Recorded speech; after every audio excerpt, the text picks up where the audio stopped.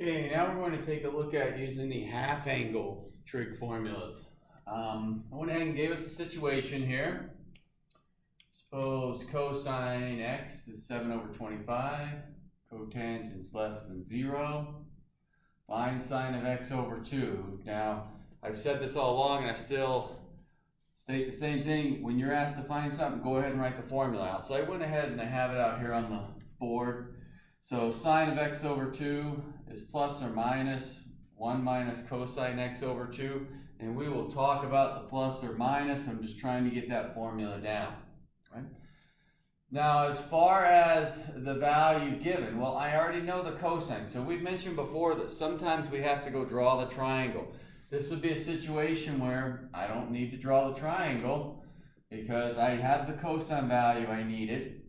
If I did not, if I was given, say, the sine value or the tangent value, then I would go draw the triangle, find my cosine.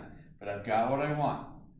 So 1 minus 7 over 25 all over 2, as far as just substituting the values in.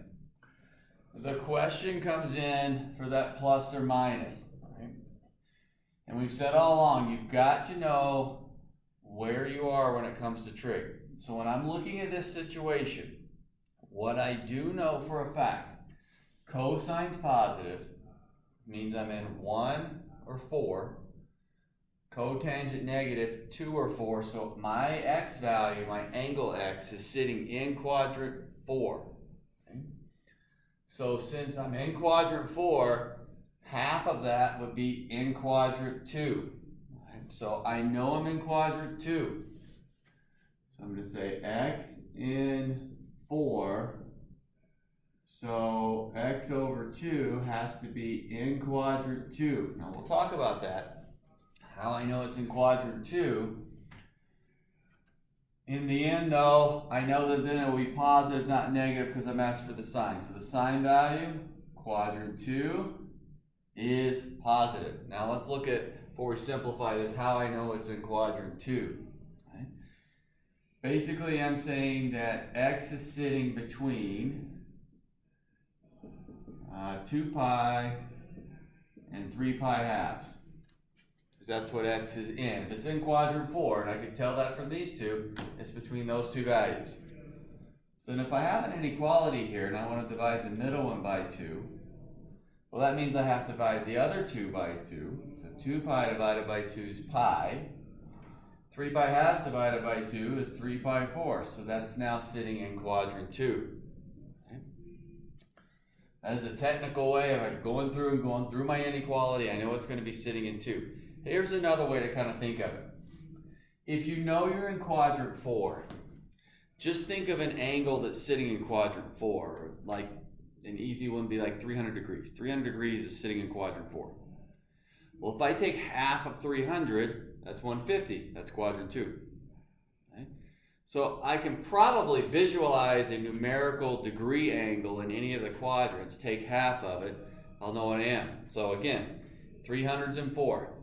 Half of that's 150. So that would be sitting in 2. Let's say I started out in quadrant 3, something like 200. Half of that's 100. I can see where 100 is in quadrant 2. Let's say I started out in quadrant 2, say 120. Half of 120 would be 60. That puts me in quadrant 1. Right? A lot of times a numerical way is a good way to think of it, but it doesn't change the fact that I had to know initially where I am. This guy right here was important. I'm looking at my situation, knowing I'm in quadrant 4. Take half of an angle in quadrant 4, it's going to put me in that quadrant 2. And that's helping me decide this plus or minus. Because right now I don't know if the answer is plus or minus, but when I put the value in, I have to decide. I know I'm in quadrant 2, that's going to make the answer positive. The rest of the way, we're simplifying our radical here. Complex fraction, multiply everything by 25. 25 minus 7 over 50. Let's see, I can subtract that. That's going to be 18, so 18 over 50, square root of. Reduce that fraction. That would be 9 over 25, which if I take the square root, then I've got 3/5. So quite a bit of simplifying there, but the simplifying piece is not new. Here's our new part. Write our formula down.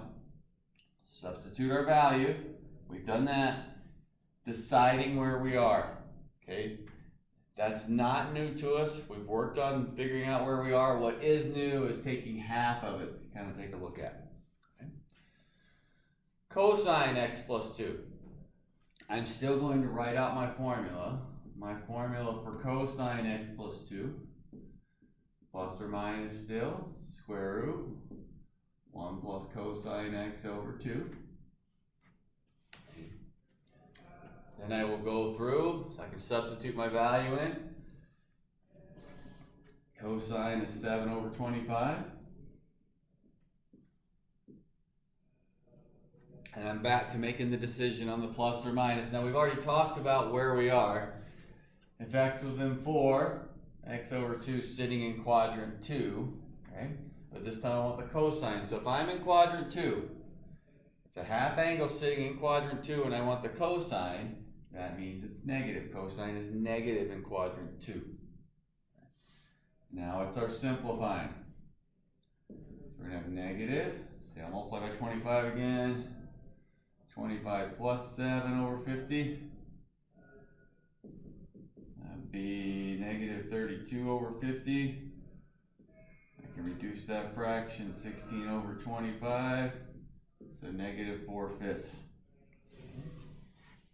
Using our formulas. The next problem I put up gives us a numerical one. So we're asked to find the sine of 22.5 degrees using the half angle formula. So the next thing we think of is, well, what is sine the half of? Well, 22.5 is half of 45. Right? So I do know that value.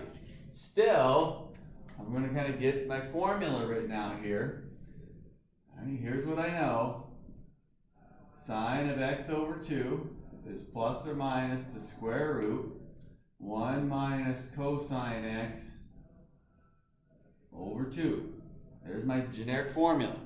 Okay. Now I have values here. So this is supposed to be that 22.5. This is supposed to be 22.5. So that means that the sine of 22.5 degrees is equal to the sine of 45 degrees over 2. Which would then be square root 1 minus cosine 45 over 2. Okay, so a couple things here. First off, I eliminated the plus minus because I knew immediately it's positive. I know it's positive because I'm looking for the sine of 22.5 degrees, which is the first quadrant. So that's telling me it's positive. So I knew that piece. 22.5 is half of 45, so there's where I got the x value of that 45. And that told me what to put in for the x value on the cosine. The rest of the way is our simplifying. Cosine of 45 is root 2 over 2. That's one of our old special values. So I can substitute that in. And then I can go through, as far as simplifying, I can multiply everything by 2. Square root 2 minus root 2 over 4. And in this case, unlike the last ones, this isn't going to reduce as far as top and bottom like we did on the last two. I can't square root the top because of the minus, but I can square root the bottom. So the simplified version, which really doesn't look all that simplified, would be here radical or root 2 minus root 2 on top, and then just a 2 on the bottom because I can take the square root of 4 to give me 2 using our half angle formula.